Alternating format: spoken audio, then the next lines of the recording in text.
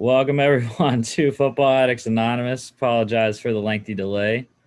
Had a Safari issue, so had to restart the computer, and now we're here. Finally made it. Yep. Okay, so had a pretty entertaining last week of the regular season for the FCS. We'll get through all the games we had on Friday, plus one game that we didn't preview on Friday that I didn't realize had conference championship implications.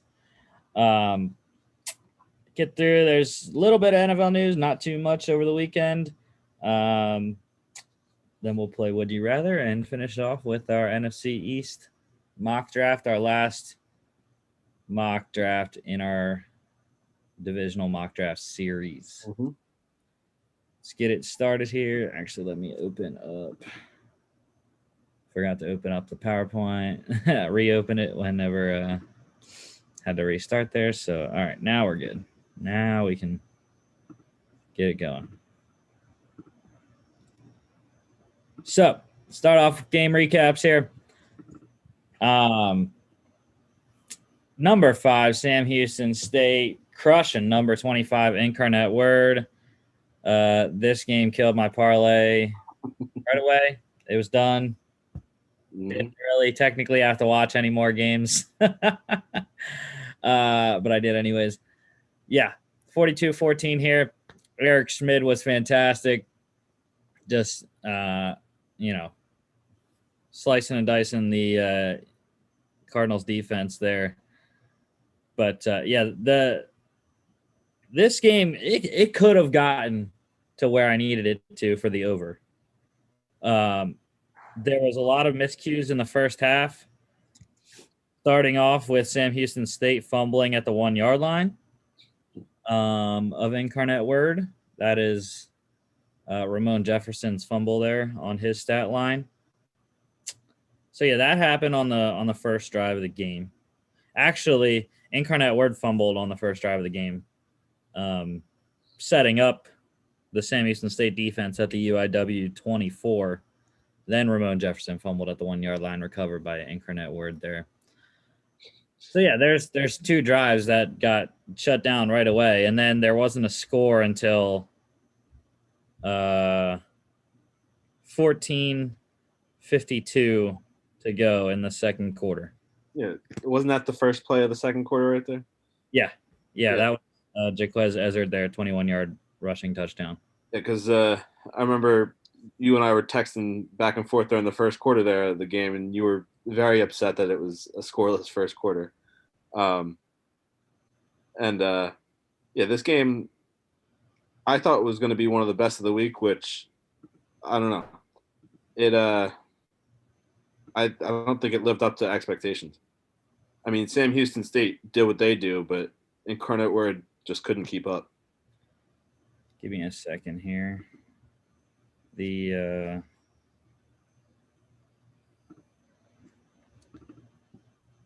PowerPoint was cut off the pictures. So now we should be good. Never mind. Okay. Yeah. Hopefully we should be okay now. Yeah, my drive, my external hard drive is pretty finicky. So, yeah.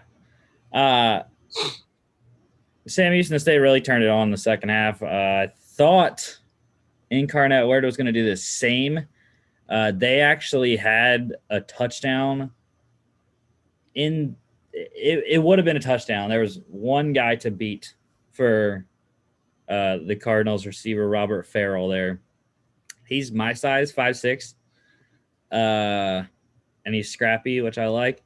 Slot receiver, he's really fast. But, yeah, the last defender caught him on the legs, or else it would have been, I don't know how long it was. It probably would have been 60, 70-yard touchdown. But, yeah, made the tackle there. They also got a touchdown called back on a holding call. Kevin Brown had a long rushing touchdown that got called back. So, There were opportunities. That's the worst when it's a long touchdown that gets called back. Yeah. Yeah, there were definitely opportunities, though, for Incarnate Word to stay in this game. And they needed this game. As we will see a little bit later when we unveil the FCS playoff bracket. But, yeah, Sam Houston State solidified their spot. They were already the automatic qualifier for the Southland Conference. So good for them to roll into the playoffs with another win and stay undefeated. A lot of solid games here, though. Jaquez Ezzard and Cody Crest there for Sam Houston, 100-yard games. Like I said, Robert Farrell, almost 100-yard game there as well. Sam Houston covered minus 14 under 79. It got up to 79 by kickoff. All right, next one, a colonial battle here. Top 10 teams. Number 7, Delaware State undefeated, beating Villanova 27-20. Number 10, Villanova, I should say. Again, good quarterback play here. Nolan Henderson for the Blue Hens. Not so much for Daniel Smith for the Wildcats there. But I was surprised that they stayed in.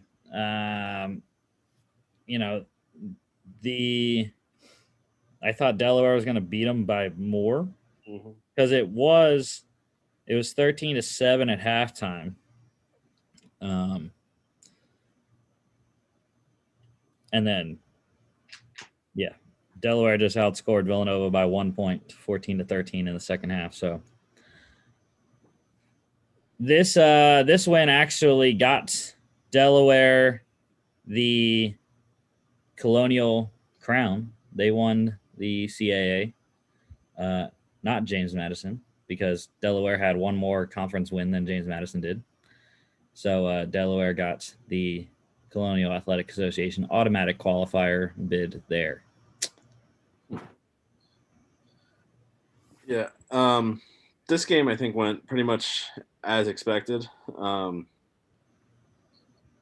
mean, I thought there might have been maybe a couple more points. Obviously, the over/under was a little higher than the scoring that happened, but I knew it was going to be probably a touchdown game like this. And yeah, Delaware, like you said, they with that win, they kind of cruised right into the playoffs there.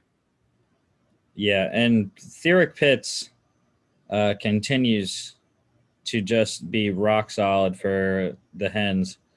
Another 100-yard game. He now has 22 catches for 368 yards and 3 touchdowns through 5 games there.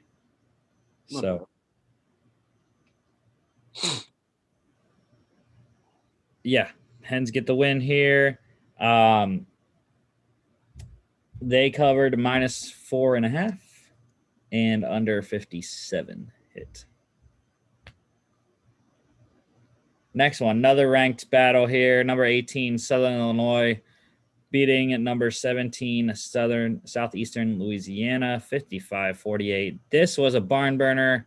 If I would have known that, I would have placed the over 77 on this game instead of the Sam Houston game, because I did not see this one going like this. I didn't know Southern Illinois could score 55. Nope. I knew Southeastern could score 48. They've been having shootouts all year pretty much. But yeah, came out of nowhere with Southern Illinois. Both quarterbacks just fantastic. Over 80% completes for both. Both had 2 passing touchdowns, 700 plus yards combined through the air for them too, plus 4 total touchdowns on the ground as well with those 2 combined. The SIU run game, really the difference in this one. Justin Strong, Javon Williams combining for over 300 yards on the ground. Just destroyed them. 4 touchdowns. Williams also threw a 56-yard touchdown pass as well. You gotta love when they do those kind of trick plays. But yeah, you touched on it when we first went to the slide. I was not expecting this kind of shootout game. I mean, I was expecting like maybe them to both score 30s, maybe Southeastern got to 48, but yes, Southern Illinois uh, definitely outperformed here. But shout out, I mean, you touched on it, but shout out to Cole Kelly. That's an incredible stat line. I mean, the 81%, especially because of how many times he threw the ball. Mm-hmm. He threw it 42 times, completed it 34 times. So that's like, I don't know. I don't think I've ever seen that high of a completion percentage when the quarterback throws that many times. Yeah, and this one was 34-27 at halftime, 60 combined points there at half. Yeah, he almost hit the over at halftime, which is insane. 61. So yeah, the second half kind of went downhill. Only 21 per side. So, but yeah, monster stats for a bunch of guys here. The receivers as well, 300-yard receivers: Lance Lenore, Avante Cox for SIU, Austin Mitchell there, almost 100-yard game for Tim Wilson as well for the Lions. Southern Illinois covered -2.5, over 63 easily. Yep. 103 points in this one. Next one here, upset. Samford rolling, number 23, Mercer, 44-20. And Liam Welch, it's just another good quarterback game. I mean, Liam Welch shredded the Bear defense early and often. Obviously, he threw almost 50 times. And the quarterbacks, both quarterbacks for Mercer, could not get much going. And Why are there two though? Did one get hurt or get benched or what happened there? I believe Carter Peavy was hurt for some of the game. But I don't remember. I was watching that game on and off. So, the only offense that they did have was DeAndre Johnson there, 158 yards on 22 carries and 2 touchdowns as well. I thought Mercer was going to get back into the game. They made it. It was 31-7 at half. But in the third quarter, early on, 10:05 to go, they scored to make it 17-point game. And then Samford outscored them in the fourth quarter. Let's see. Was it 13-6?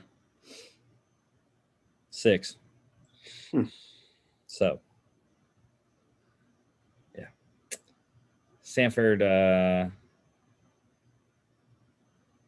don't know. They literally just carved him up all day. DeMarcus Ware there for Samford, 55 yards and a touchdown. Jay Stanton, almost 100 yards on the ground and 3 rushing touchdowns. Montreal Washington also 147 yards off 6 catches and a touchdown as well. Samford covered -5.5 and under 65.5 covered. Couldn't get one more field goal or something? Yeah, 1.5 off. All right, let's go to I'm trying to remember what conference this is. Let's go to a Pioneer League games here too. Well, actually, one got canceled. The Davidson Stetson game got canceled, so that did not happen. And I didn't know Davidson had already clinched the Pioneer crown. Okay. So yeah, I was gonna ask what that cancellation did for the standings, but I guess it didn't matter. Well, it also didn't matter because Valparaiso beat San Diego anyways. 20-19, last second score by Valpo. It was a 9-yard pass from Ben Nims to Braden Contreras with 25 seconds to go in the game. That was the game-winning score there. I am unsure if Gabe Lawson was the starter for Valpo. It does not look like it was because Ben Nims was sacked in the first quarter. So, yeah, I don't know why Gabe Lawson played as much as he did, throwing 9 balls, but obviously he was ineffective. Mm-hmm. So, I mean, none of the quarterbacks really had stellar days. I mean, Mason Randall for San Diego did get 200 yards and 2 touchdowns, but also had 2 interceptions. Christian Brown, though, 100-yard receiving performance and a touchdown for the Toreros. And let's see, what else? Charlie Maxwell, 86-yard kick return touchdown. That was the first score for Valpo in this game. And yeah, Colton Sherman for Valpo and Alex Carrillo also for the Crusaders, both interceptions of Mason Randall there. Yeah. And just quick shout out though to I was trying to find who it was, but I guess they don't have that stat up. But San Diego scored to take the lead 19-13 in the fourth quarter, and then their extra point was blocked, which held them at 19. So whoever it was that blocked that extra point, shout out to them because they pretty much allowed their team to go and score and win the game there. Yeah, actually, San Diego had 2 extra points blocked on the day. Otherwise, it would have been 21-20. Would have had to go, or 21-19. Then they would have had to go for 2 instead of just kicking the extra point. But yeah, I agree. Valpo covered plus 12, under 48. Next one here, number 19, VMI, crushing Citadel. Not really crushing, I guess, 2 touchdowns. The Citadel, 31-17 here. Not a lot of big-time stats. Seth Morgan had a great day, 303 touchdowns, also had a 1 on the ground. Citadel runs triple option. That is why Nathan Storch has 31 carries for 93 yards, and the quarterback did not have many stats, but he did run the ball 83 yards and 2 touchdowns. Yeah, I mean, I pretty much expected this kind of game. I know we were going over their histories and stuff on Friday, but this VMI team was just too good to let the Citadel come in and beat them. And I don't know, because I didn't look over the playoffs before this, but I assume that VMI is in. Yeah, they had already won the automatic qualifier for the SoCon, the Southern Conference. So, yeah. Yeah. So whatever team they end up having to face, they're going to get – that team's going to get a tough competition here with VMI. Yeah, well, the Citadel actually had made it a game early on in the third quarter, 9:52 to go.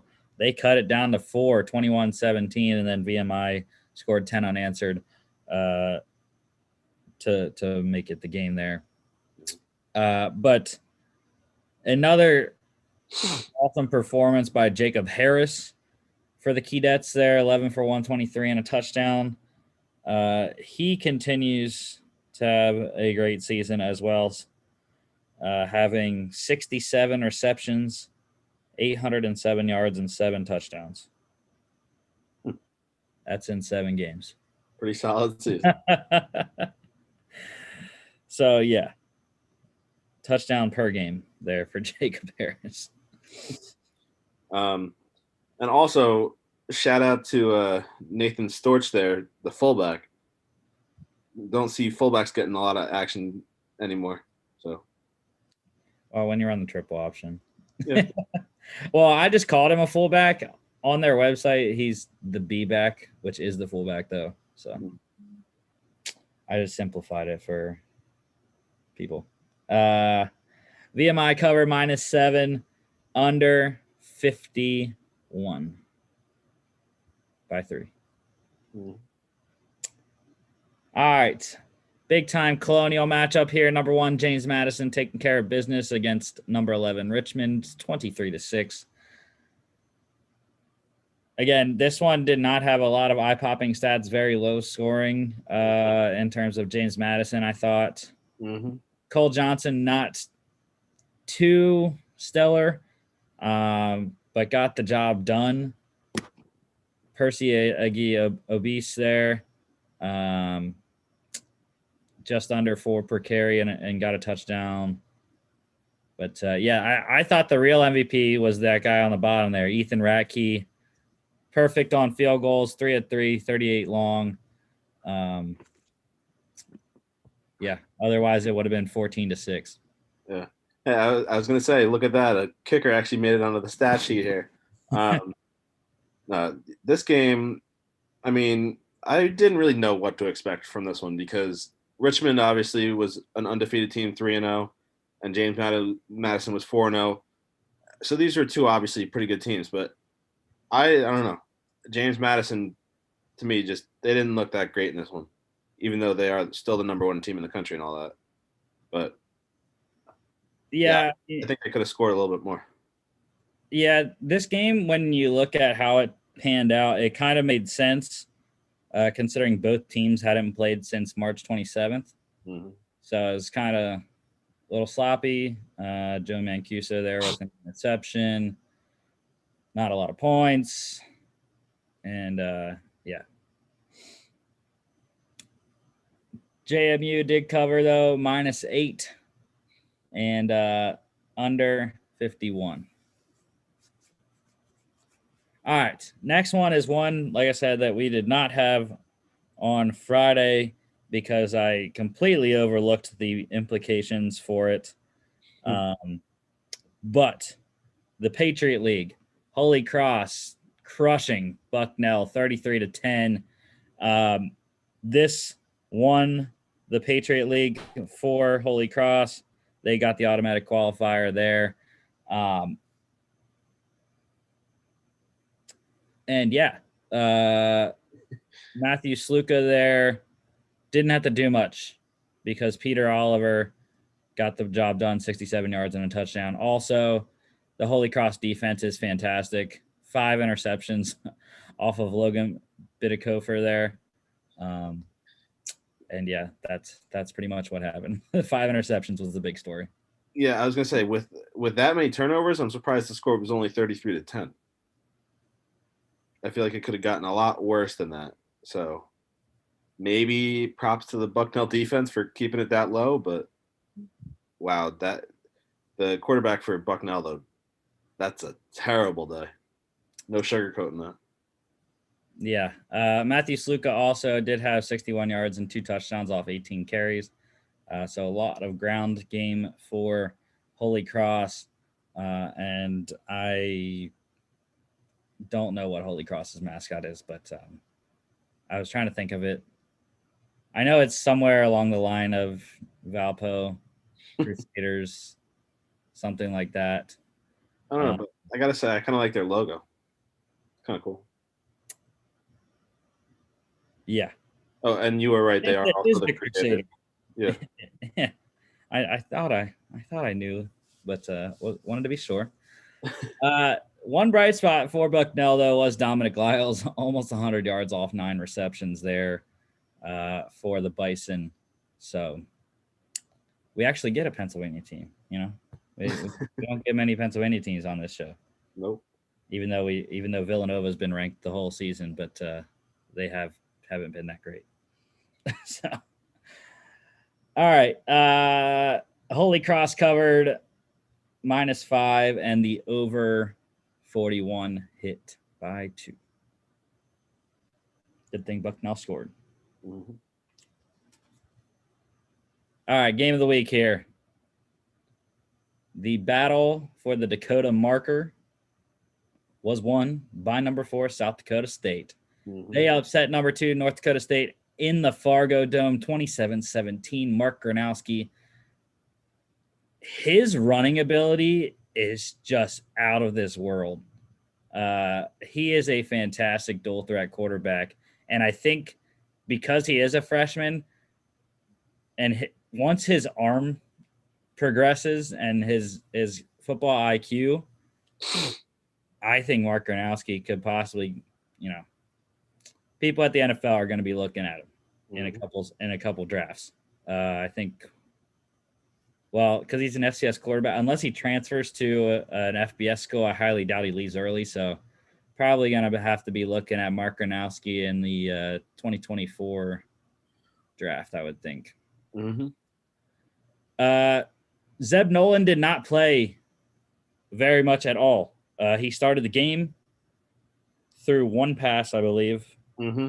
And I can't remember if he got hurt or not.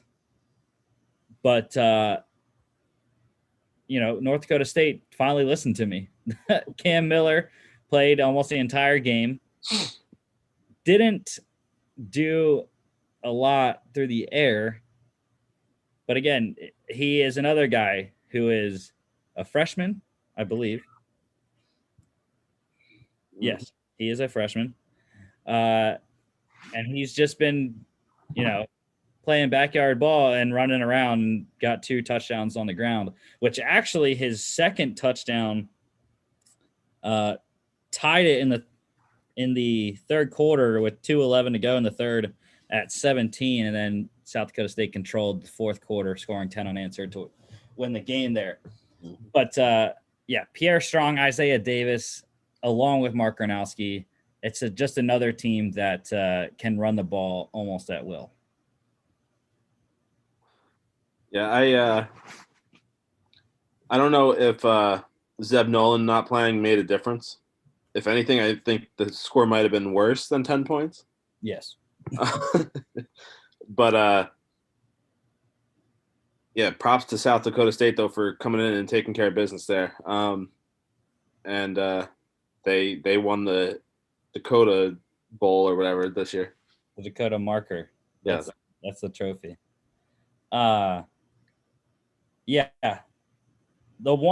think the biggest thing in this game was the absence of Hunter Lupke.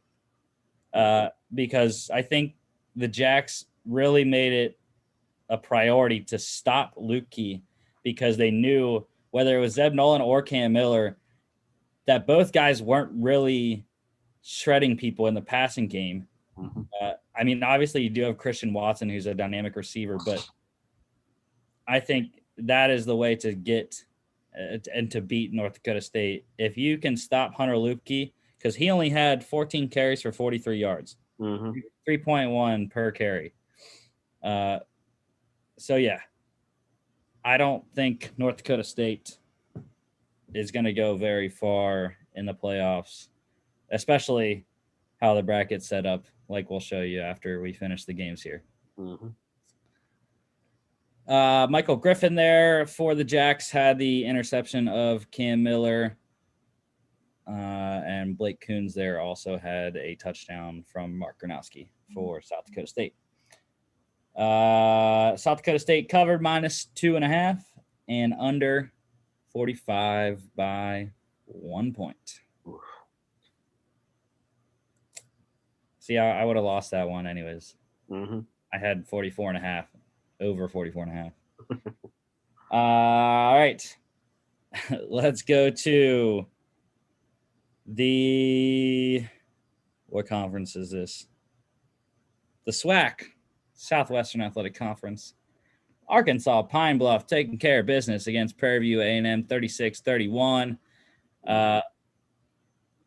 Bunch of statistics in this one. Quarterbacks combined for 7 passing touchdowns. Skylar Perry for Arkansas Pine Bluff had 5 combined touchdowns.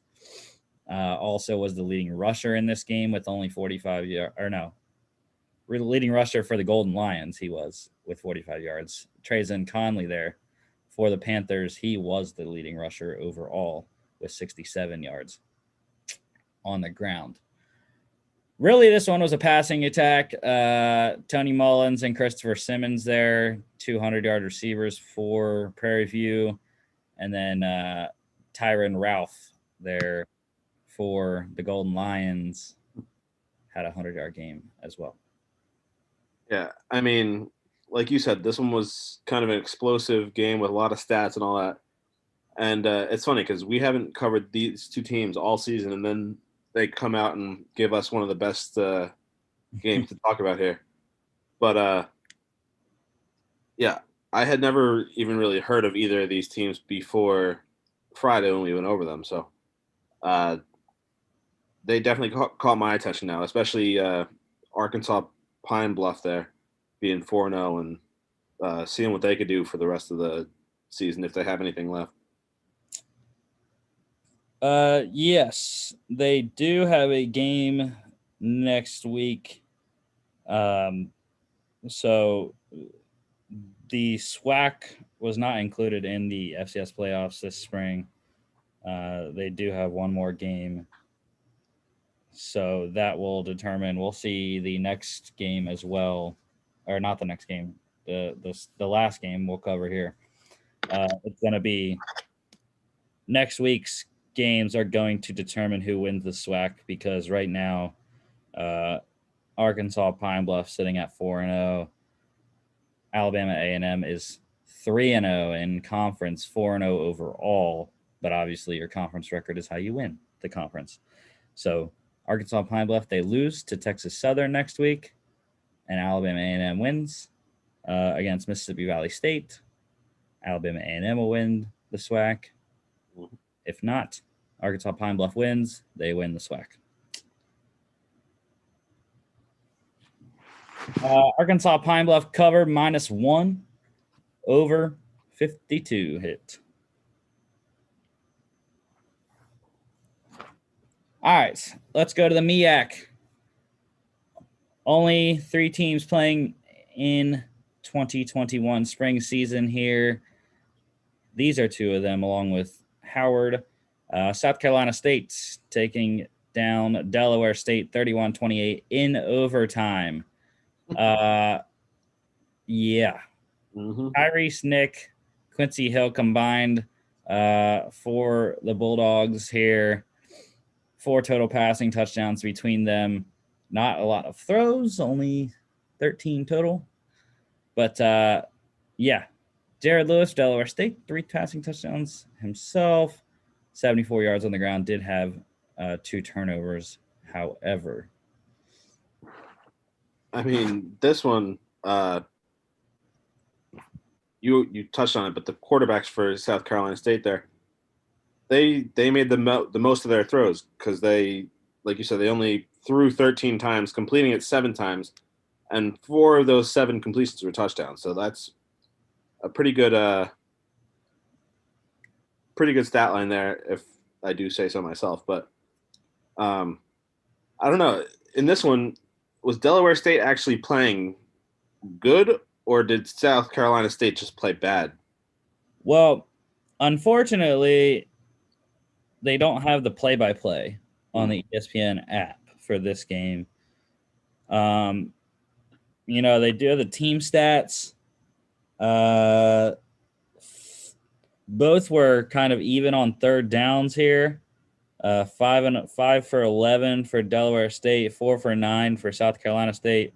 Fourth down, though, was a far split, though. South Carolina State only 1 for 3. Delaware State was 100%, 4 for 4 on fourth downs. But Delaware State, I believe, came back. Yeah, they had to come back. Or no, they were actually up a lot of the game. It was back and forth the whole game. 21-14. It was 21-21 at halftime. No scoring in the third.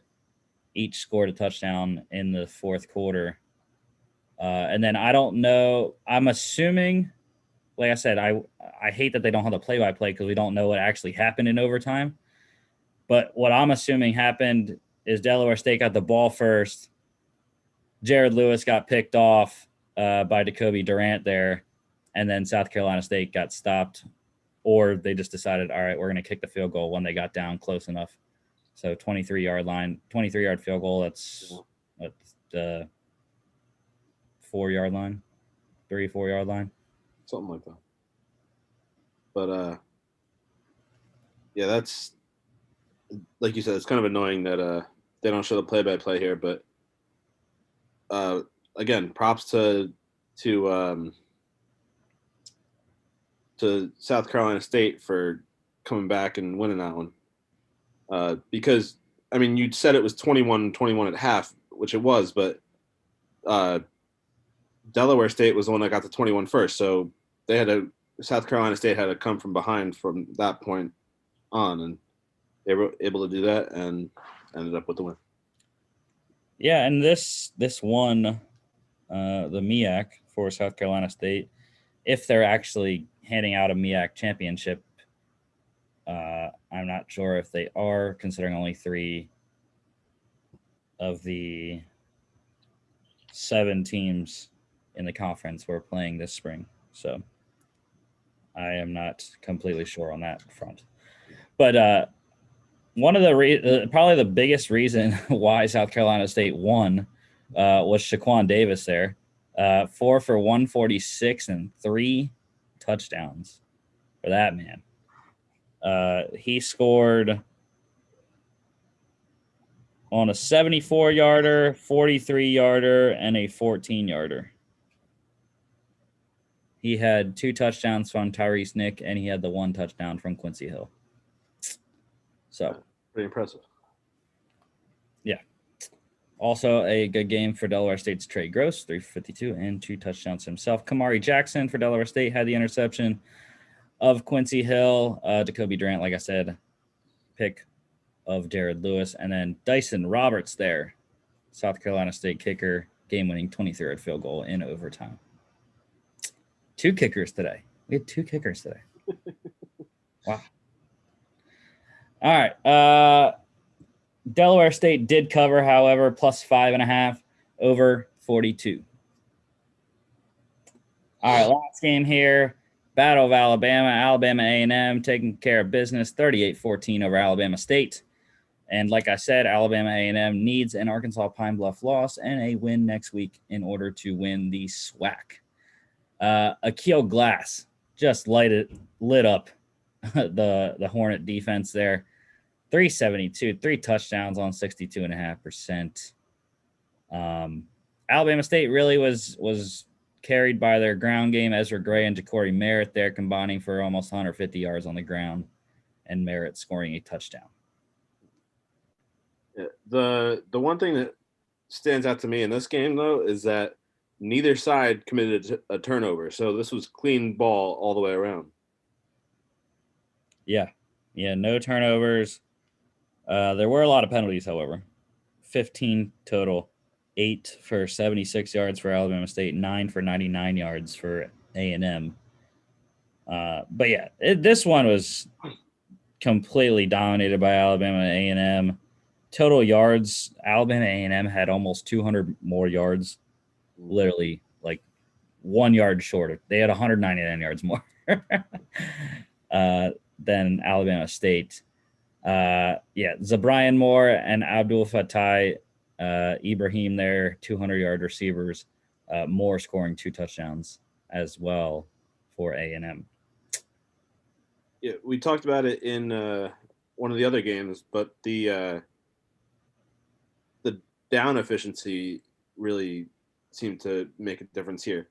I mean, there was only 1 attempt on 4th down, and that was by Alabama State, and they didn't convert it. But the 3rd down conversions is what catches my eye. I mean, Alabama State did convert more times, but they were 7 for 17, so they had more attempts as well. A&M was 5 for 12, so they had a pretty decent conversion percentage there on 3rd down. Yeah. Pass yards was really big difference in this one as well. 268 more yards passing for A&M. Akil Glass, like I said, great game.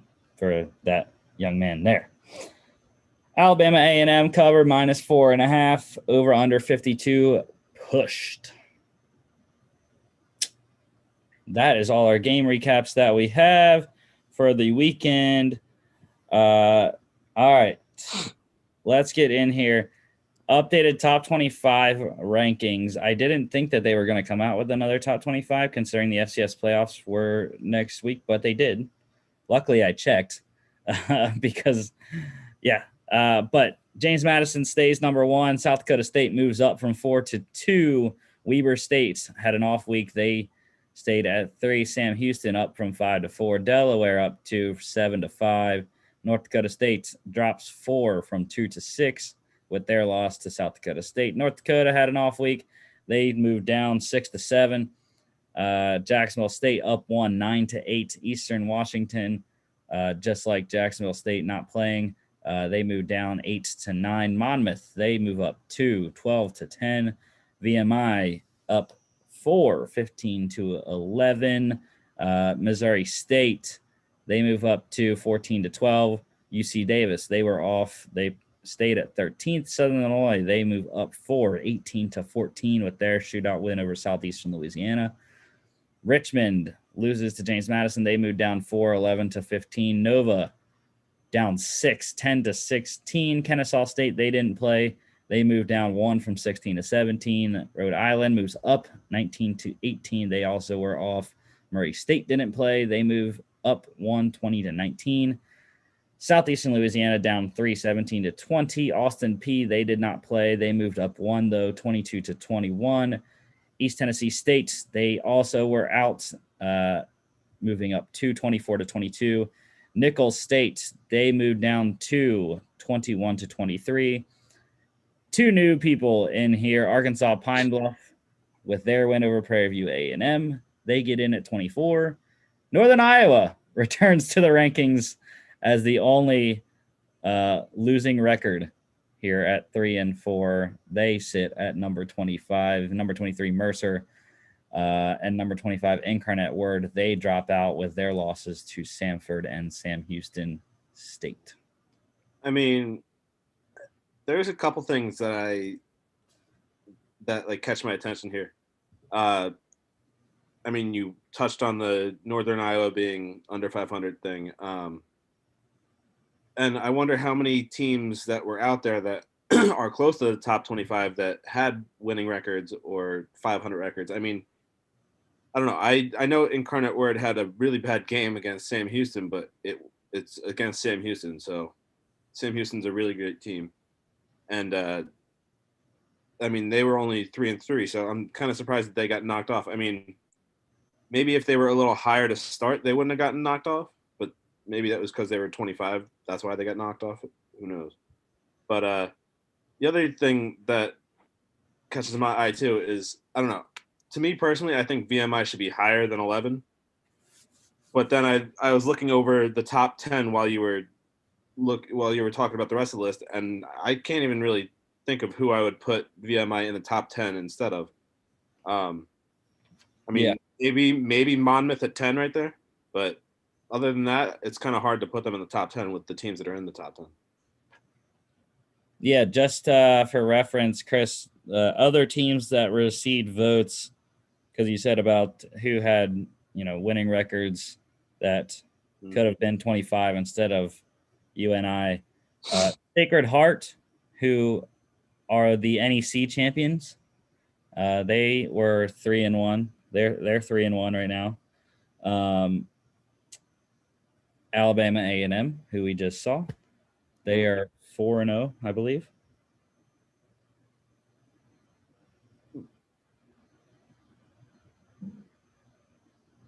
Yeah, 4-0. Mm-hmm. You also have Duquesne, who is 4-1.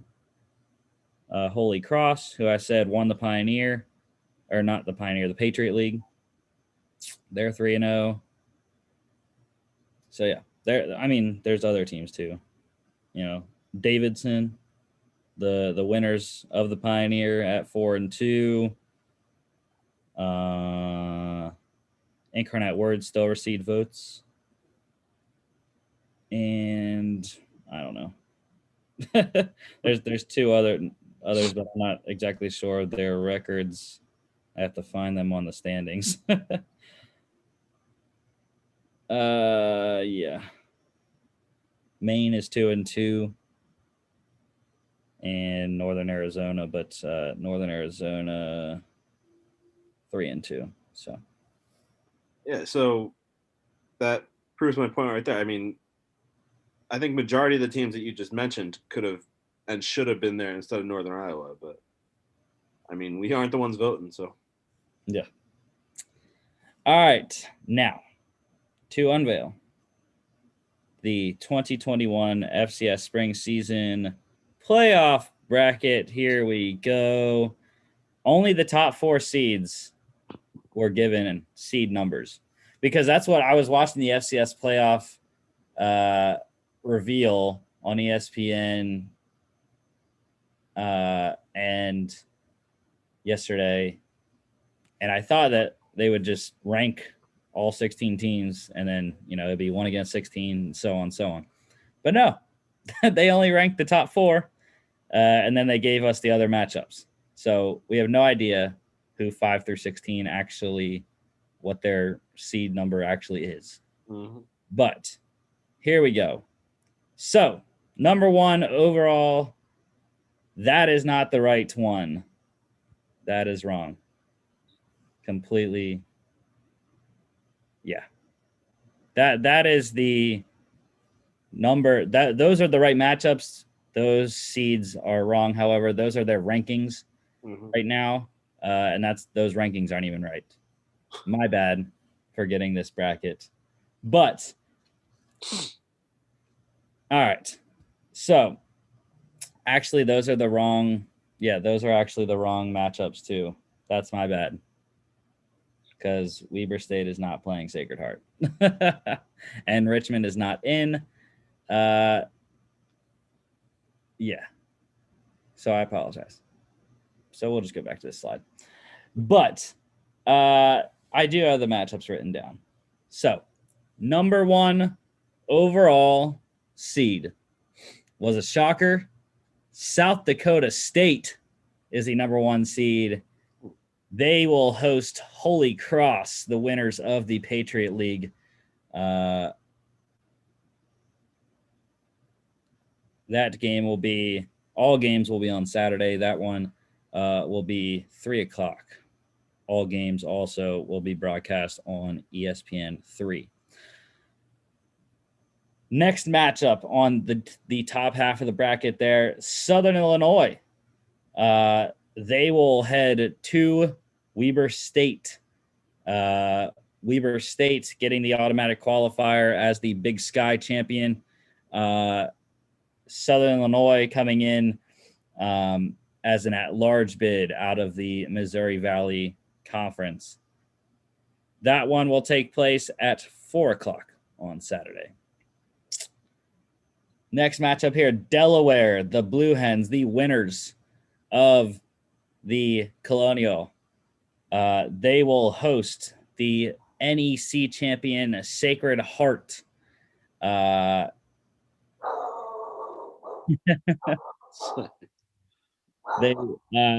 game will be the last one of round 1 of the playoffs at 7:00.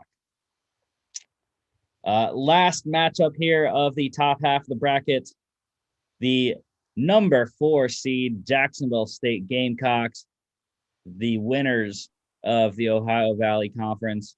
They will host the Pioneer League champions Davidson Wildcats there in Jacksonville, Alabama. So that is the top half of the bracket here. Let's head on to the bottom half. Number 3 seed, James Madison. They will host. James Madison gets in as an at-large bid, technically, because Delaware did win the Colonial. But they will host the SoCon champions, Southern Conference champions, VMI Keydets, who are in the playoffs for the first time ever in their history. tough matchup facing the number 1 team in the country. Number 3 seed, however, here.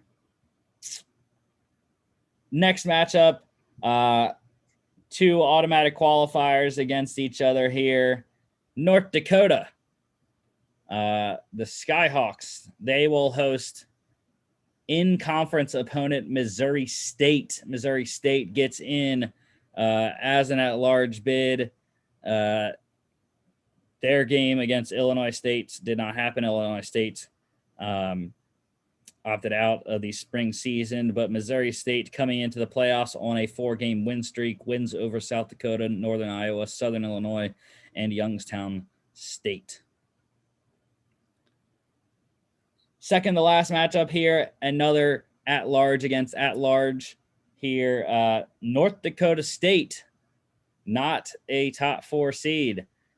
They will host Eastern Washington. That is my game of the week. I am saying it now. I will say it again on Friday. But yeah, this one should be plenty fun at the Fargo Dome. I'm looking forward to it very much. I forgot to say the North Dakota Missouri State game. That's the second. That's at 4 p.m. on Saturday there. And then this North Dakota State Eastern Washington game is at 3:30. And finally, the number 2 team is Sam Houston State, the winners of the Southland Conference. They host Monmouth, the winners of the Big South Conference. Mm-hmm. So, yeah, those are all the matchups in the first round. Yeah, these there's a lot of really good matchups here. I mean, you mentioned the one, but I think that the James Madison VMI game is going to be pretty good too. And I just find it funny too that, I mean, I know college football has their own way of doing things, but Delaware didn't get anything for winning their conference since JMU was the number 1 team in the country and everything. They still got the seed over Delaware, which I think is kind of funny. Yeah. It was interesting to see James Madison drop all the way to the number 3 seed, even though they are still the number 1 team in the rankings. But how the bracket sets up, I think it's South Dakota State makes the finals easily. I mean, the second round, I think, is going to be the hardest for South Dakota State. I don't think they're going to have any issues with Holy Cross in the first round. But whoever comes out of that Southern Illinois Weber State game, I think, is going to give South Dakota State its biggest test until they reach the championship game. Yeah, I noticed that too. I was going to say that the right side of the bracket is a lot more competitive, I think. Yeah. I have no idea who's going to come out of the bottom of the bracket with James Madison, North Dakota State, Eastern Washington, Sam Houston State. That is just... Well, I was going to say that second round matchup between presumably Sam Houston and the winner of that other game, I think that's going to be one of the best games of the tournament too. Yeah, I think it's going to set up Sam Houston versus whoever wins that one, and James Madison versus North Dakota, I think, are going to be the 2 second round matchups in the bottom of that bracket. And just being predictive of the top half, I would go South Dakota State against Southern Illinois probably as an upset over Weber State. And then Delaware against Jacksonville State, I think, would be the other one in the top half. So let's talk about teams that didn't get in now. There's a lot of good teams that didn't make it. Mm-hmm. I have a list of just some of the teams here. So Villanova, ranked as now the number 16 team, losing to Delaware. They really needed that win in order to get in. Did not happen. Same conference here, Colonial, Richmond also with their loss to JMU, the number 15 team now, also not getting in either. We have Murray State as well out of the Ohio Valley. I thought they have played pretty well this season, 5-2. You can see there, 19th sitting there. The Racers not playing in the playoffs either. Mercer, I didn't think Mercer was too big of a snub considering they ended up being 5-6 overall, 5-3 in the spring season. Obviously, their loss to Samford really crushed their playoff hopes, and not winning their conference either, with VMI winning that. Another one that I thought was interesting is Southeastern Louisiana. I think that Southern Illinois game was probably a play-in game, essentially. I think that's why Southern Illinois got in instead of Southeastern Louisiana. Sitting at number 20 there, Southern Illinois at 14. Incarnate Word, not in the rankings anymore. They are now 4-3. I think it was 3-3. Yeah, 3-3. Oh yeah. And also just Bucknell, but they obviously got destroyed by Holy Cross and did not make it either. So, other than those ones, I don't really think there's any other. I mean, I think UC Davis had a good resume. Also, Kennesaw State was ended up 4-1 there. Rhode Island was 2-1 as well. Let's see who else. Well, I think if it weren't for their second half collapse, I think Nicholls State would have been a good again. But they had a bad last couple games there. Yeah, I was kind of surprised Missouri State got in at 5-4, but they were 5-1 in the conference. So, yeah, Missouri Valley had by far the most out of the 16-team playoffs. They had 5 teams make it in, so they have a pretty good shot of winning the national championship. I'd say 5 out of 16 teams there. I thought Duquesne also had a opportunity, but really when they lost to Sacred Heart in the conference championship game, that kind of killed their chances. And let's see.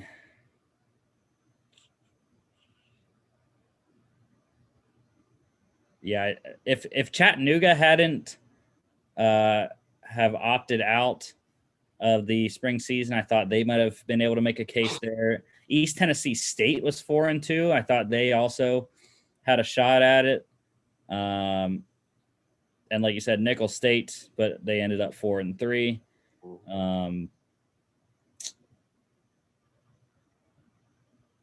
And yeah, I don't think any other. Well, now that Arkansas Pine Bluff's in the rankings, they're 4-0, but obviously the SWAC isn't playing in the FCS playoffs because they have a game still this Saturday. So, yeah, definitely tough with 8 less playoff spots this spring season as opposed to the normal 24. So, yeah, a bunch of those teams, like I said, would have probably gotten in with 8 extra spots there. So, all right.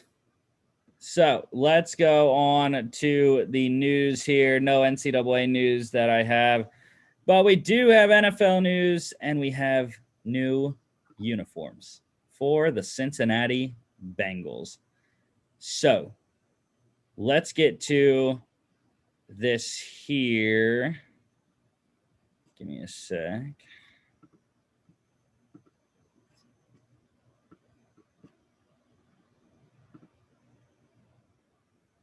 There they are. Okay. So here we go. The Bengals' new uniforms. And I don't know. I kind of like them. I mean, I don't know. I am on the fence about them. because I feel like they're not original because they're like the 10th team to do this kind of style uniform in the last couple of years. Mm-hmm. Like everybody's hopped on this train. Um, and I don't know. I was comparing the new jerseys to the old jerseys before the show, and I don't know. I don't really like those bright orange ones.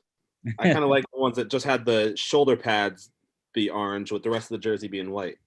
Um, but yeah, I mean they're not the worst ones in the league, but they're definitely not my favorite.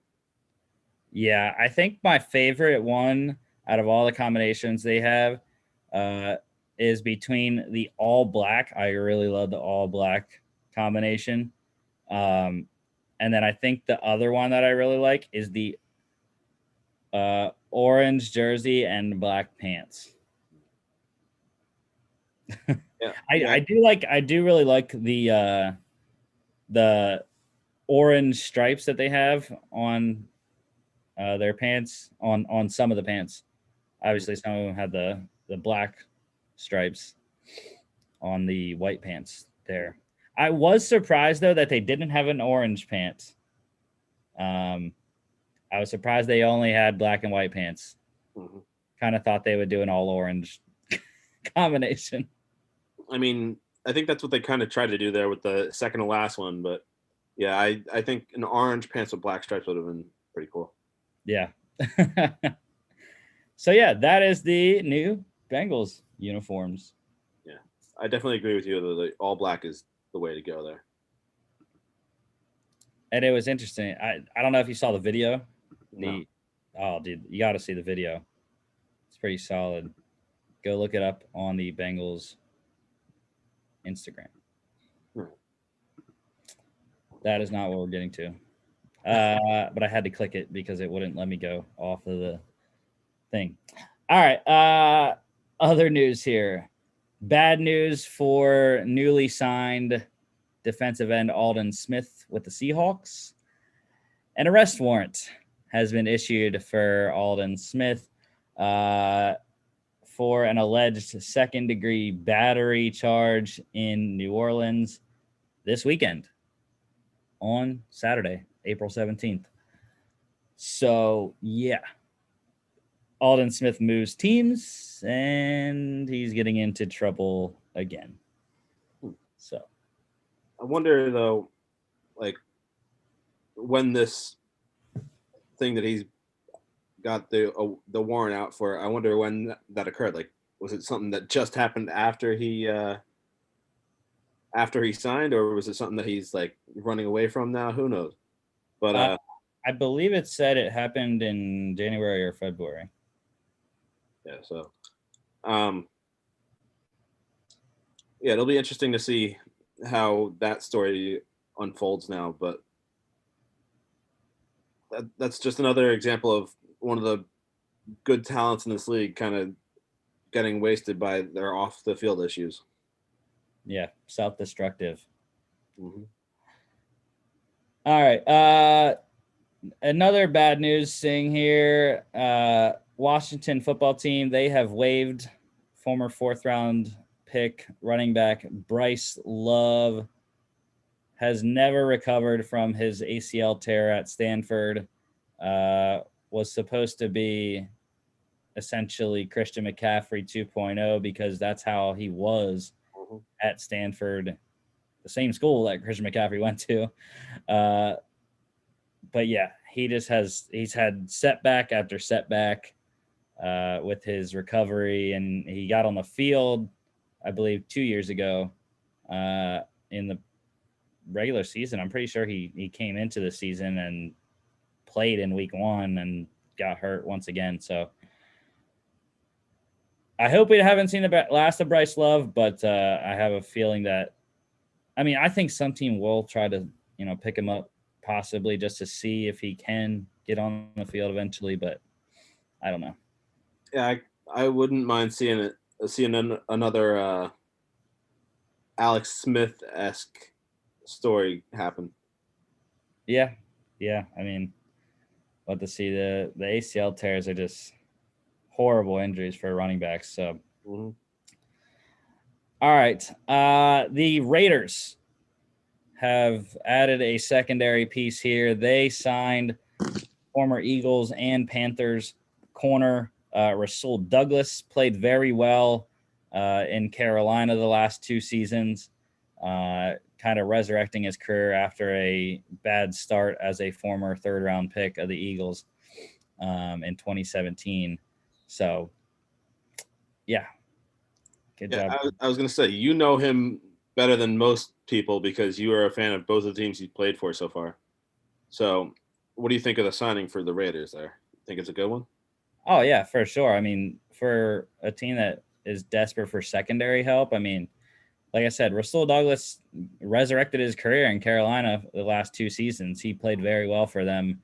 Kind of surprised he didn't go back because the Panthers do need, well, now they don't because they signed AJ Bouye, but they do still need some corner depth there behind Dante Jackson and Bouye there. So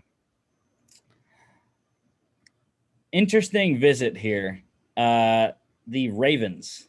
They hosted Steelers offensive tackle Alejandro Villanueva for a visit, or they were hosting him today or tomorrow sometime. Mm-hmm. This is interesting because of Orlando Brown's want to be out of Baltimore and go play left tackle somewhere else. So do we think this is a precursor to a Brown trade or not?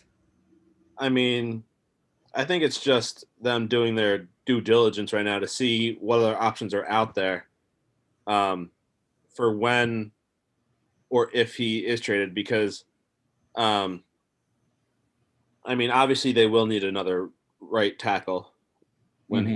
if they do get rid of Brown. But I don't know. I don't know.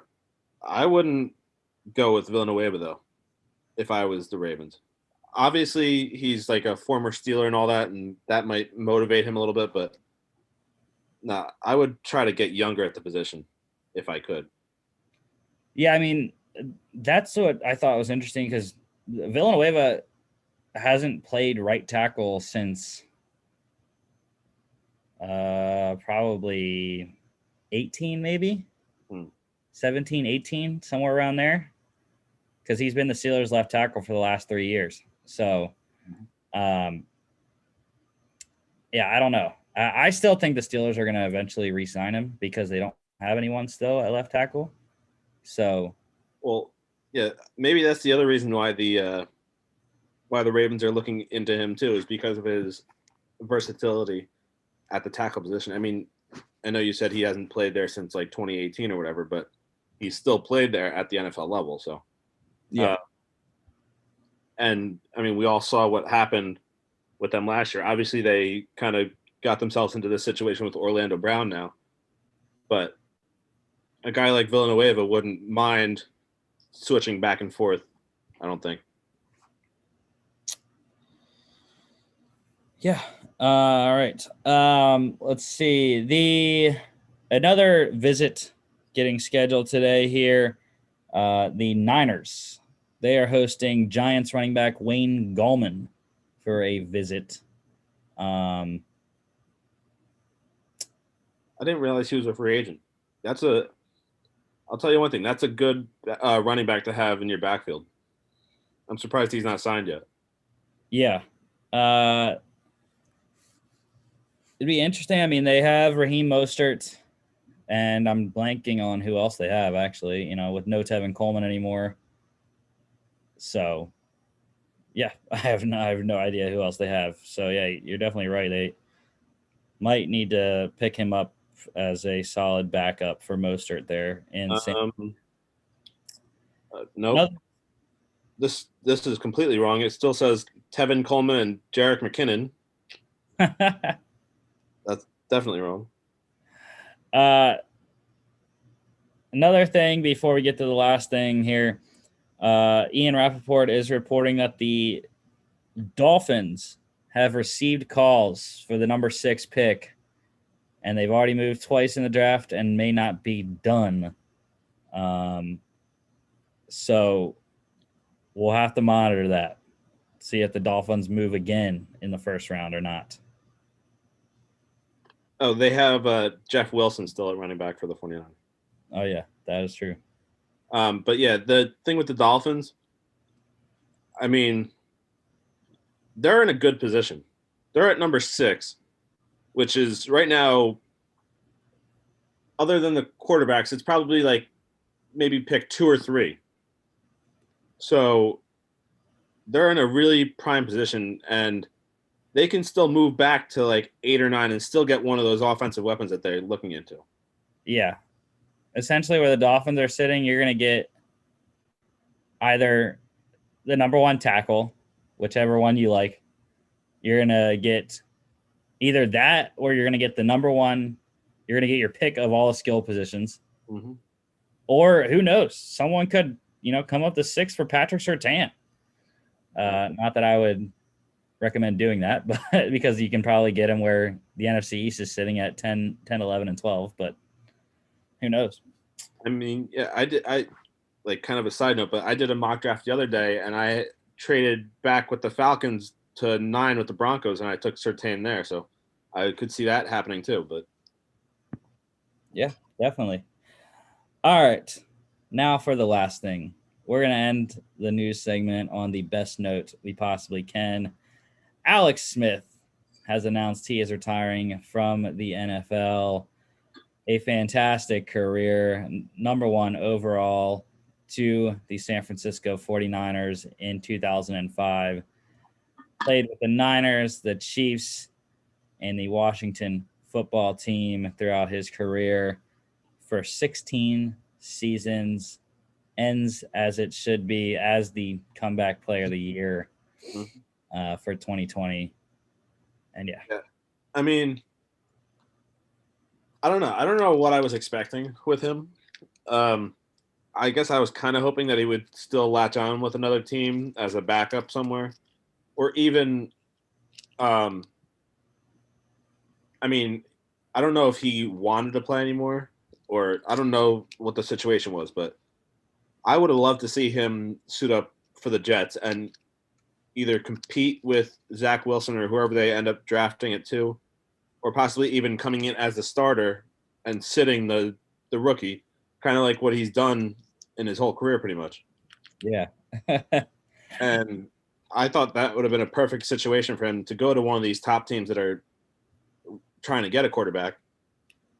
And but I guess he was done with football now, which yeah, like you said, congratulations to him on a great career. From what I heard was that he wanted to, if he was going to sign with someone, he wanted a chance to compete. So that is why the Texans had interest, essentially knowing that they're not going to have Deshaun Watson this year.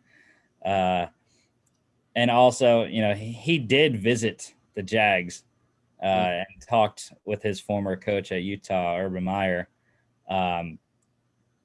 But essentially what he was told was that Trevor Lawrence is going to start from day one, and you would be the backup. So that's why he didn't sign in Jacksonville and is done with football now.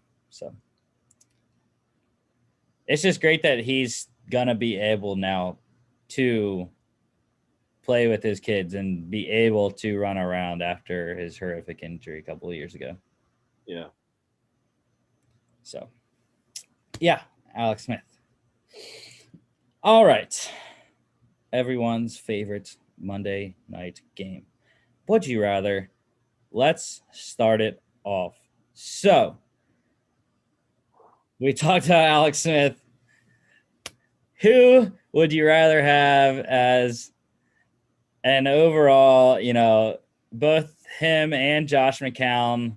Josh McCown is more of a journeyman. Alex Smith only played for 3 teams. But both were considered very great locker room presences and also fantastic mentors for young quarterbacks. Who would you rather have, Chris? See, this again, I feel like it depends on the role that you need the quarterback for. If you are looking for someone that's pretty much in the role that McCown was in for the Texans, then McCown's the perfect guy for that. He doesn't need to see the field, but he still gives the other guys in the room his wisdom and all that other stuff. But if you want a quarterback that will potentially play, even if he is starting as the backup, I would go with Alex Smith because I think Alex Smith was the better quarterback in terms of play. But I don't know. McCown has had such a unique experience. I if I was a quarterback, I think I'd want to learn from a guy like McCown. But if I'm a GM looking for a quarterback, I'd go with Alex Smith. So my answer is kind of both, but for different reasons. Yeah, Alex Smith wins with the overall story, but I have to go with the former Eagle and Josh McCown, just from his playoff performance 2 years ago. Gutted out a torn hamstring or hamstring. Can't remember his quad or hamstring. Pretty sure it was hamstring though. Gutted it out to play against the Seahawks. Really almost won. They got close after Wentz got injured.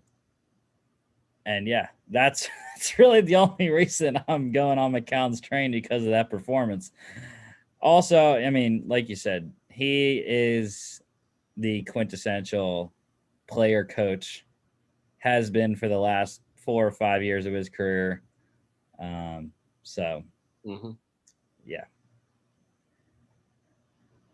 All right, next one here. So there's the Ravens have been in talks with Lamar Jackson about signing a long-term deal here. And I was trying to think of a guy that would be comparable to Lamar. And I wanted to put Michael Vick on here, but who's not going to choose Michael Vick over Lamar Jackson? So I went back to college. And so we're going to go, would you rather have Lamar Jackson at Louisville or RG3 at Baylor? Because I think both were comparable coming out in each of their drafts. So I will go first. I am going with RG3. RG3 was just killing people at Baylor in his Heisman Trophy winning season. Both Heisman winners. But yeah, I think RG3 was so much more dynamic with his passing game than Lamar was. And I think just as effective on the ground. So, and he was the cover athlete for the NCAA football game. So I have to go RG3 at Baylor. Yeah, I'd have to agree with you here for pretty much all the same reasons you said. I mean, forgetting about the injuries because I can't think off the top of my head, but I don't think RG3 really had the injury history before he came into the league. So there's a reason why he was the number 2 pick behind Andrew Luck, and why Lamar Jackson was the 5th quarterback taken in his draft. Yeah. And also before the draft, there was teams asking Lamar to switch to wide receiver, which I mean, yeah, like you said, RG3 was definitely the better passer and all that. Obviously, they both are great on the ground. But if I was looking for a quarterback that could do it all, I would definitely go for RG3. Yeah, and this is RG3's story is exactly why I compared Lamar Jackson to RG3 when he was coming out. Because I mean, I know it hasn't happened yet, or it may never will, but I still will say until Lamar, gets his passing game to where an elite passer is,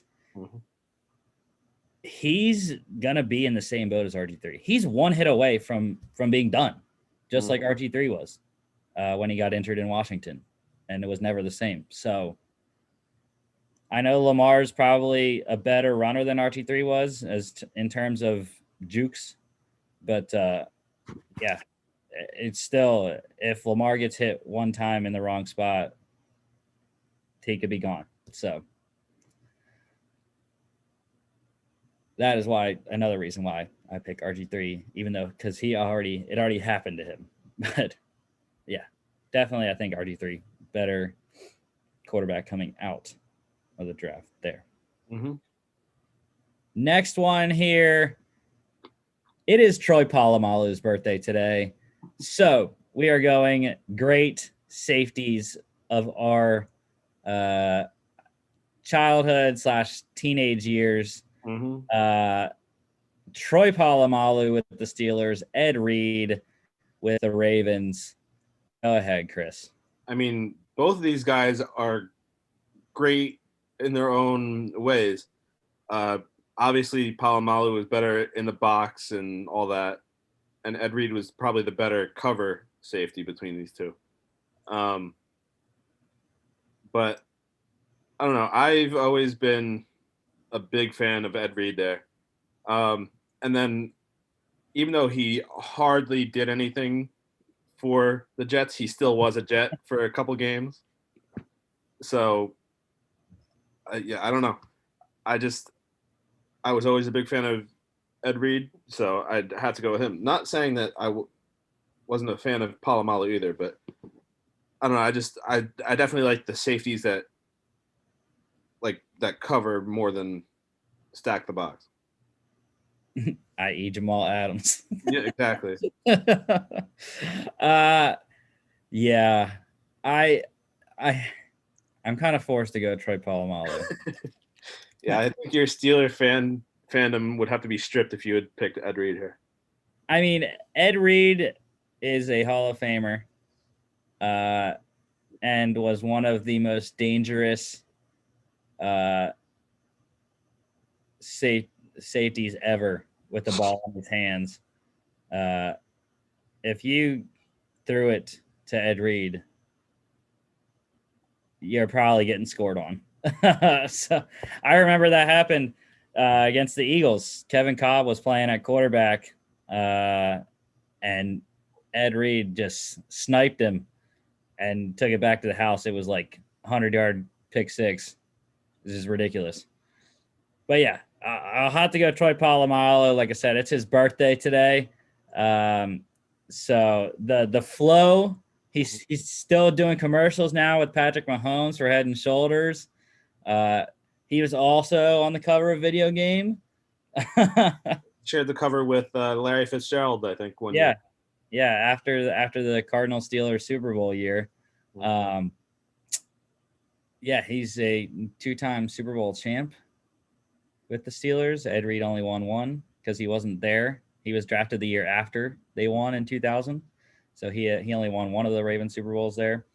But yeah, and Troy Polamalu just wrecked the Ravens every time they played. I remember 2 plays really well. One, when he jumped over the pile and pulled Joe Flacco back on a quarterback sneak on 4th and inches. Mm-hmm. And the other one was the pick 6 of Joe Flacco to take the Steelers to the Super Bowl, to Super Bowl 43 against the Cardinals. So yeah, those were 2 plays in my mind that I really remembered from Troy Polamalu's days with Pittsburgh.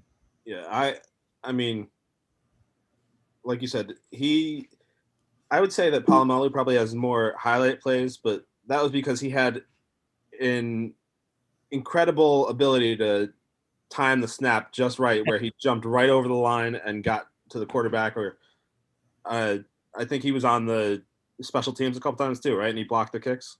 Yeah, that's another play I remember. He got skinny and jumped through a hole on field goal block and blocked it, but they called him offsides, I think. So then he just did it again the next play, and blocked it again, except he wasn't offsides that time. So yeah, he had so much freedom in Dick LeBeau's defense.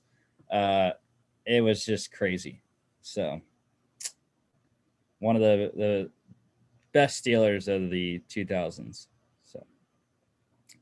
– – – All right.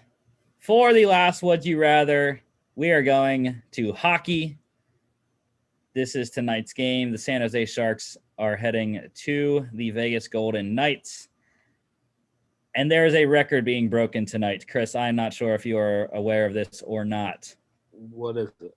The forward for the San Jose Sharks, Patrick Marleau, will now become the all-time leader in games played tonight.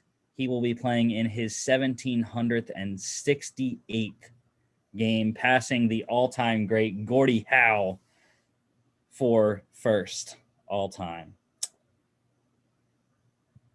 So, in this game, I don't want to put down Patrick Marleau's achievement tonight, but I'm going with the Vegas Golden Knights. They are very good right now and have been since they came into the league as an expansion team. They are sitting in second. Technically, they're in second place. They are tied for first with the Colorado Avalanche in the Honda West Division this year. And I also have to pick them because I have them in a bet tonight. So I'm going with the Golden Knights. Sorry, Patrick Marleau. Yeah, I mean, I would probably have to agree with you here. Like you said, the Golden Knights have been somehow one of the best teams since they come into the league. What, 3 years ago now? 4 years ago, something like that. Yeah. And I mean, you don't really see that often. Usually, I feel like expansion teams take a couple years to get competitive and get like good. But was it their first season that they made it to the finals, or was it the next season? First season, yeah. Yeah. So that was an incredible feat. So I've always kind of rooted for them since then because they did something incredible like that, and they're still a good team. So I think that they can win this one pretty easy. Yeah. The Vegas Golden Knights are probably most likely the greatest expansion team ever across all American professional sports. And I still don't understand. In my mind, I don't understand how people thought they weren't going to be good because they got a 3-time Stanley Cup champion at goaltender in the expansion draft from the Pittsburgh Penguins and Marc-Andre Fleury. I don't know how you don't think you're going to be good, how people don't think you're going to be good when you have that caliber of goaltender between the pipes. So I knew they were going to be good once they got Fleury. So I don't know what everyone else was thinking, but like I said, I think it's just the whole expansion thing. If they, I think it was just because they were an expansion team, regardless of what players they got. Because there's been other expansion drafts and stuff that teams got really good players and it didn't work out. So, yeah. It does also, matter who you bring in the front office to run the expansion draft and whatnot. So we'll see. We'll see this year, this upcoming expansion draft and subsequent 2021 NHL draft with the Seattle Kraken coming into play this year. So, all right, that is it for Would You Rather. Let's go to the end of our show here. NFC East mock draft, finishing up our divisional mock series. So we have the Cowboys at 10, the Giants at 11, the Eagles at 12, all in succession there. And then the Washington football team at 19th overall in the first round. Dallas, Philadelphia, and Washington all have 4 picks. The Giants with 3 in the first 3 rounds, I should say.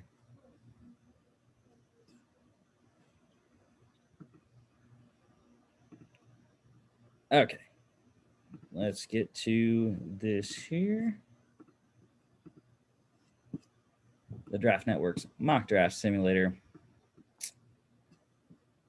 We are going the Eagles, Cowboys. Where did the Giants go? Giants on the right side. They are. Washington's always so easy. Well, I always remember Washington, Minnesota, and Tennessee because they're all at the end of the alphabet. So they're like the easiest ones to find. Mm-hmm. All right, here we go. Got 3 rounds. Yes, sir. All right. Trevor Lawrence, Jets, Zach Wilson, Justin Fields, Penei Sewell to the Falcons, Jamar Chase for the Bengals, Kyle Pitts for the Dolphins, Rashawn Slater to the Lions. That's interesting. Patrick Surtain for the Panthers, Trey Lance to the Broncos. Another intriguing selection. Wow. So the the Panthers took who I was expecting to pick here. But I think you still got to go corner, though. I think J.C. Horn is still a good enough player to be picked here at 10. Yeah, I agree. I think another option could be Micah Parsons, though. Mm-hmm. Considering they don't have Sean Lee anymore. Mm-hmm. So they just have Jalen Smith, Leighton Vander Esch at linebacker, and they run a base 4-3. So Terrell Basham right now is the other linebacker. So I think that could be in play. Trayvon Diggs, Anthony Brown, Jordan Lewis, the 3 corners for Dallas. Oh, wait, no, I forgot. Keanu Neal is playing linebacker. I forgot that. I forgot he's switching to linebacker. So there's that slot for the other one. So, yeah, I agree. Let's go J.C. Horn here. All right, next pick is the Giants. So, it says their top need is edge. I don't necessarily think there's an edge rusher worth 11th overall. No. So, now what do we do here? There is one Mr. Jalen Waddle and Devontae Smith at the top here. Mm-hmm. We also have Micah Parsons. Mm-hmm. They have Reggie Ragland and Blake Martinez as their inside linebackers right now. Yeah, I mean, Martinez has played good for them in the year or two that he's been there so far, but I think that Parsons would be a great pick here. Obviously, in most mock drafts, I feel like I've seen Slater go here at 11, but he's not on the board at this point. So I don't know. The next best offensive tackle is probably right there, Christian Darrisaw, which I don't think he's worth this pick right here. Yeah.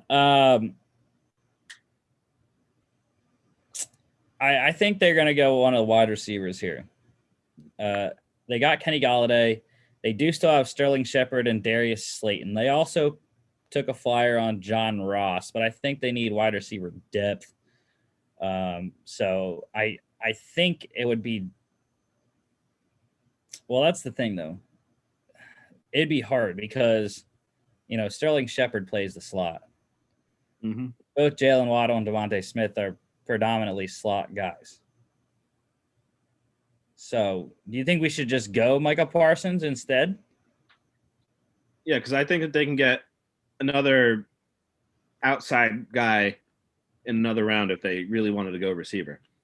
Yeah. Even though Waddle and Smith are both great receivers, like you said, they have Shepard right there at the moment. All right, let's go Micah Parsons here, which I would have loved to take with the Eagles pick, Chris. I would have loved to take Micah Parsons. Hey, but now you get one of the receivers. I know the Eagles don't draft linebackers in the first round, but you get your pick of the receivers now, though. This is true. Mac Jones is also there, just saying. Yeah, but you already have Jalen Hurts. I mean. All right. So Eagles receivers are Jalen Reagor, Greg Ward, Travis Fulgham right now. They also have John Hightower, Kez Watkins, J.J. Arcega-Whiteside. Wait, is Alshon Jeffrey not on the team anymore, or is he just hurt? No, he got released. Oh, he did? I didn't even know that. Way back. Yeah. All way back in March. I must have missed something. I didn't see that. Yeah. So now it comes down to the 2 Alabama receivers. And I'm going to have to go with Devontae Smith. Jalen Waddle is still recovering from the ankle injury. Not really, because he played in the national championship game. He's not really recovering, but I think he still isn't 100% yet. Devontae Smith had a finger issue at the Senior Bowl. That's why he didn't work out in Alabama's first pro day. He did at their second one. And obviously, Devontae Smith is the Heisman Trophy winner. So I have to go with Devontae Smith. People have said there's issues with his weight, but I don't think there is an issue right now. So I'm going with Devontae Smith. Your thoughts, Chris? Well, no, as you said it, I think that Devontae Smith is a good pick here, especially for a team that hasn't had a good, solid wide receiver since probably, I'd say, the first go-around with Deshaun Jackson, maybe. Alshon Jeffrey a couple years ago, but when they first I think that Devontae Smith would be a great fit for this offense. All right. Chargers going Christian Darrisaw, Elijah Vera Tucker, every mock draft to the Vikings. Mac Jones to the Patriots. Landon Dickerson to the Cardinals. Way up there. Jeremiah Wusu-Koromoa to the Raiders. Jalen Waddle to the Dolphins. Now Washington. Wait, who did the Dolphins get with their first pick? Was it the tight end? Kyle Pitts, yes. Yeah, okay. I was going to say, wait, did they double down on receiver? So this sets up very nice for Washington. They need a left tackle. Tevin Jenkins is there. Mm-hmm. Easy pick, right? Yep. Yeah, because they definitely don't need any defensive line help. Or they could just do that again for like the fourth or fifth year in a row. But no, I think they need to protect Fitzpatrick or whoever they may take in this draft if they do take a quarterback in this draft. Yeah, Duron Christian is currently the starting left tackle there. So, followed by their fourth-round pick, Sadiq Charles from last year. So I like Jenkins here. Bears, they get Rashad Bateman, Greg Newsome for the Colts, Alex Leatherwood to the Titans, Jalen Phillips to your Jets, Caleb Farley for the Steelers, Trayvon Moore for the Jags, Christian Barmore for the Browns, Kwity Paye for the Ravens, Azeez Ojulari for the Saints, David Collins to the Packers, Jason Owe for the Bills, Jamin Davis to the Chiefs, Elijah Moore for the Bucks, Najee Harris first in the second to the Jags, Eric Stokes to your Jets, Travis Etienne to the Falcons, Javonte Williams to the Dolphins, running back run in the top of the second round. Eagles now. Why don't let's double down? No, I'm just kidding. They need a lot more than that. Well, I was gonna say they do kind of need another receiver, though. Obviously, the next biggest need there. It sets up nicely here, I think, for the Eagles. They need to get offensive linemen. They're getting old. Well, they were with Jason Peters. Now they're gonna run it back with Andre Dillard, who got injured last year. But I still think they need depth. Mm-hmm. So you have your pick of offensive linemen here pretty much. I know. And unfortunately, I don't think they need a tackle. I would go interior, and I think Creed Humphrey makes sense because I think he could back up both guards here. And then I think eventually he could fill in whenever Jason Kelce is done at center. Yeah, I mean, I personally like the guy right under him a little bit better, but in terms of versatility and depth, I think Creed Humphrey makes sense here for the Eagles. All right, Bengals going Sam Cosmi, Liam Eichenberg for the Panthers, Baron Browning for the Broncos. It's a lot of B's there. Levi and Uzurike for the Lions. All right, Giants here. We got wide receivers. We also do have edge now, so we can go that route. I think, I think it either comes down to Terrace Marshall or Joe Tryon. I mean, I don't know. I kind of like how their defensive line depth is right now. So, and I mean, I know they just signed Kenny Galladay, and they still have those other guys, but Daniel Jones needs some weapons out there, and I think that Marshall will be the way to go here. Yeah, you could also go offensive line, interior offensive line. I would say would be a bigger need with Wyatt Davis. But yeah, I agree. Terrace Marshall is an outside receiver, and unfortunately, Kadarius Toney is not. So, all right, Niners going and Dylan Radins. We are back on the Cowboys now. The Cowboys, I think this sucks for them that Dylan Radins just went because I think that would have been a good pick considering Tyron Smith is old as well. Yeah, they need a lot of defensive help though. I think their offense is pretty good, other than the line, obviously. But right now, I don't think the line, I don't think there's a lot of good tackles left. Yeah. So, a position though that I think they do need a little bit, and I've seen them take one a lot here. Is you're almost at him right there, the tight end Pat Fryermuth. I like him here. Yeah. I think it would be a good selection here. But I think interior defensive line with Davion Nixon, their two starters right now are Neville Gallimore and Tristan Hill. I would feel a lot better with Davion Nixon in there. But I think their offense is fine with the playmakers that they have. Yeah. At receiver and running back. They can get by with Blake Jarwin and Dalton Schultz at the tight end position like they did last year. Is Nixon's the best available D lineman though? Interior, yeah. Well, yeah. Yeah. So that's who I would go with. Yeah. It's funny too because I saw a tweet. I forget who said it.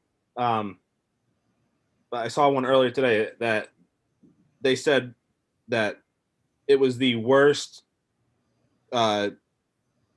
draft of interior D linemen that they've ever seen. Yep. So you gotta get them when you can in this draft.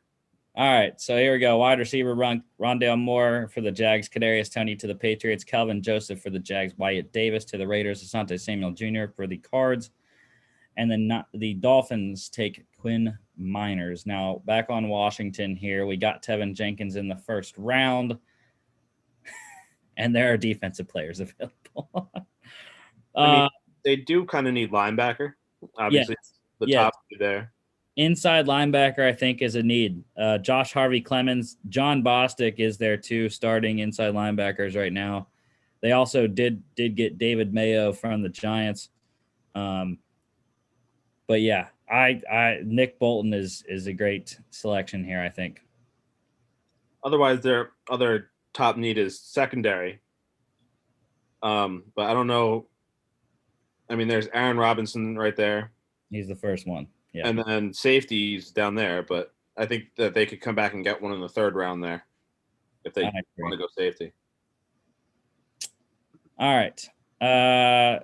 Bears going Aaron Robinson, Javon Holland for the Titans, Amari Rogers for the Colts, Brady Christensen for the Steelers, Joe Tryon for the Seahawks, Jabril Cox for the Rams, De'Ami Brown for the Ravens, Elijah Molden for the Browns, Pete Warner for the Saints, Ifeatu Melifonwu for the Bills, Milton Williams for the Packers, Josh Myers for the Chiefs, Ronnie Perkins to the Bucks, Pat Fryermuth, tight end run coming to the Jags. Your Jets get Brevin Jordan, Gregory Rousseau to the Texans, Carlos Basham to the Falcons, edge run here, Joseph Osai for the Bengals. Now,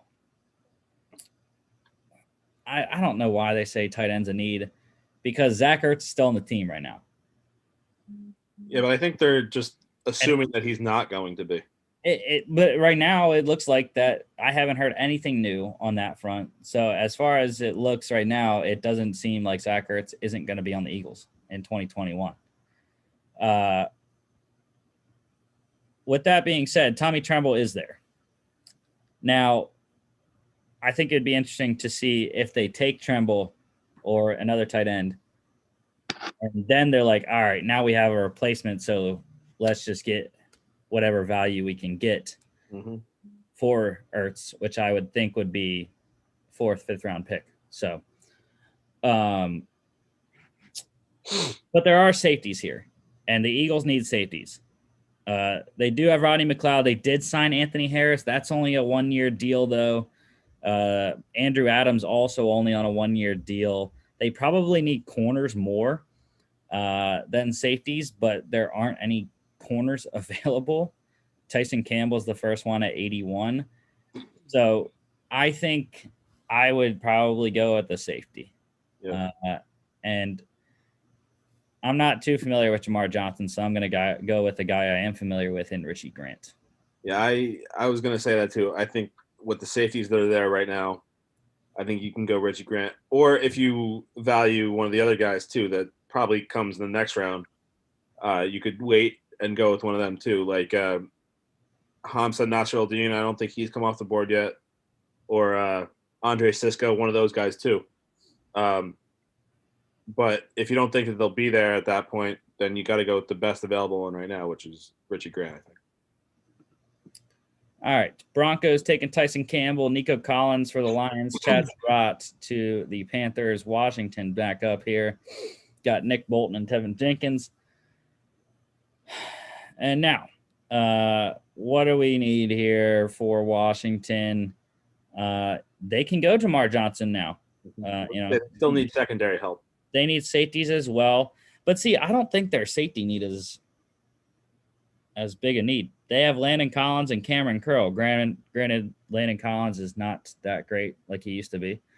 Cameron Curl, though, was a surprise 7th round pick last year that played very well for them. So I don't necessarily think safety is a big need. There's another position right there that you're almost at that I think they do need. I mean, they did just sign Curtis Samuel, and they have Terry McLaurin still. And they have Adam Humphries. I didn't realize that they signed him. But he's definitely a short term. And he might not even be in the starting lineup, I don't think. He is now on ESPN. I'm saying, I think if they were to take one of these guys right here, I think that they would get the spot over Humphries when all is said and done. How about we do this? Davis Mills. Is he the quarterback of the future for them, though? Yes. You think that Kyle Trask I like better, but I think if I was going to pick a quarterback, I'd go with the guy that we keep picking every week.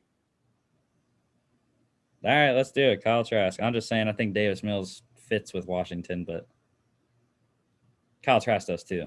So Kyle Trask fits with everybody. Let's go to Kyle Trask. All right, Cowboys back up here. So we got Davion Nixon. Well, there's an offensive tackle if they need one right there. J.C. Horn. Yes. Jalen Mayfield makes tons of sense.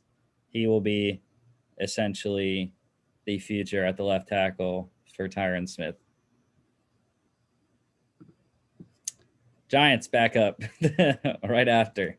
I like how they're all next to each other, so we don't have to wait for the picks. Again, though, I don't think – actually, no, they do need an edge rusher. Ifeadi Odenigbo is the opposite edge from Lorenzo Carter right now. I think their depth is pretty solid with Carter Coughlin, O'Shane Zimenez, and Ryan Anderson. But I think they need a starter, and that guy would be one Mr. Peyton Turner. Yeah, I think he's the best available at all. He's the best available player. So I think that's a no-brainer here. All right, Chargers going Jamar Johnson, Vikings Janarius Robinson, Tommy Togiai, Jackson Carman for the Raiders, Quincy Roche for the Dolphins. And now we're back with Washington. We got Tevin Jenkins, Nick Bolton, and Kyle Trask. Now, secondary? Huh? I said, now do they go secondary? Let's see who's Divine Diablo's there. Paulson is still there. Paulson Adebo, yeah. I think it would be between Adebo and Nasser Al-Din. Yeah, I think corner's more of a need. So yeah, I agree. I think Paulson Adebo probably be solid selection here. Mm-hmm. All right, Bears going Davis Mills. There you go. There he went. All right, Eagles back up here. Tommy Tremble's still there. I mean, we can take him now. Otherwise, yeah, I mean, Michael Carter would be interesting as well behind Miles Sanders. I mean, they did re-sign Jordan Howard to go along with Sanders and Boston Scott. I like Michael Carter better than both those guys, but they could double on receivers as well. I mean, it is a very crowded running back room there for the Eagles. Granted, like you said, Michael Carter would probably go in there as the third back right now. Maybe fourth, depending on how they rank Boston Scott and well, I'm blanking on Jordan Howard. Depending on how they rank those guys, I think Carter could maybe get to the third back. But who is there any depth behind Ertz and Goddard? Not really. Caleb Wilson and Jason Kroom. So even if they don't get rid of Ertz this year, I think that having a solid backup tight end that could slot in for him when he does eventually leave, I think would be a good position here. And then they could get another solid running back in the next round too. Yeah, I would have liked to get a corner somewhere, but I don't like any of the ones available right now. So what I'm going to do, though, I'm doubling down on receivers. All right. I'm going to go Dwayne Eskridge. He gives you receiving ability and also dual threat as a returner. I think that's what really sells Dwayne Eskridge in my mind is the return ability. Sean Jackson? No. He's completely different than Deshaun Jackson. He's bigger. Not really. 5'9". But still, he can return kicks and punts. And I think he'll end up as a Cordell Patterson type utility guy. Yeah, I do like that pick.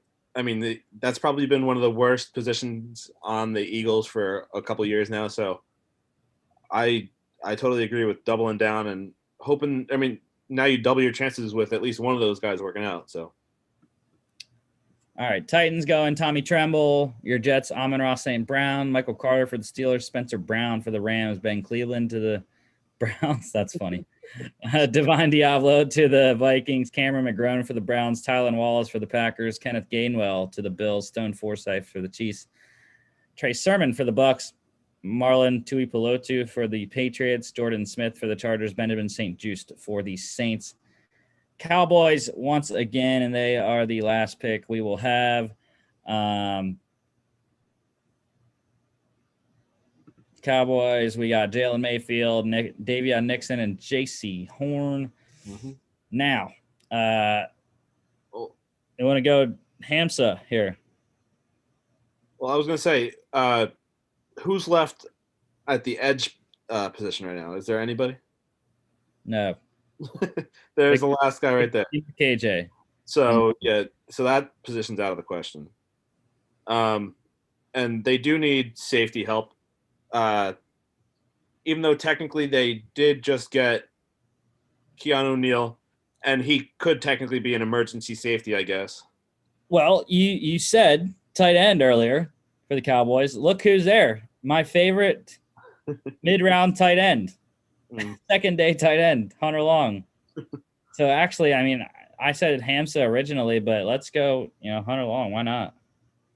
Yeah, I mean, that does seem to be a bigger need for them, even though they do have all those weapons on offense. But yeah, I think Hunter Long would be a pretty good pick here. All right, Titans going Keith Taylor Jr., Elijah Griffin for the Lions, Hamza Nasruddin to the Niners, Kenny Yeboah to the Rams. Ravens taking Ardarius Washington, and Tutu Atwell to the Saints. That is a popular pick as well. So, our selections for the NFC East. Cowboys started off J.C. Horn at 10. 11, the Giants get Micah Parsons. The Eagles get Devontae Smith at 12. Washington gets Tevin Jenkins at 19. Eagles Creed Humphrey at 37. Terrace Marshall to the Giants at 42. Davion Nixon for the Cowboys at 44. Washington goes Nick Bolton at 51. The Eagles get Richie Grant at 70. 74th, Washington goes their quarterback of the future, Kyle Trask. Cowboys go Jalen Mayfield at 75. 76, the Giants get Peyton Turner. Washington comes at 82 and gets Paulson Adebo. Eagles at 84 get Dwayne Eskridge. And the Cowboys rounded out at 99, getting Hunter Long. I think it's a pretty solid draft all the way around. I agree. Yeah, I mean, I'm trying to think of who had the best draft, and I think that Washington actually had a very solid draft there, getting their quarterback of the future and their presumptive left tackle of the future. Yeah, I think Washington won the draft here. I am not too much of a fan of the Giants. I love Micah Parsons, but, Terrace Marshall, yes, they needed an outside receiver. Obviously, there were better slot receivers available at their selections, but and Peyton Turner, I'm not too high on, but he does have a motor on him. So, yeah, I do agree though that Terrace Marshall was probably the best pick for them out of those three. Not Micah Parsons. Well, no, because Micah Parsons is a good, solid player, but I think they definitely were more in need of a good outside receiver.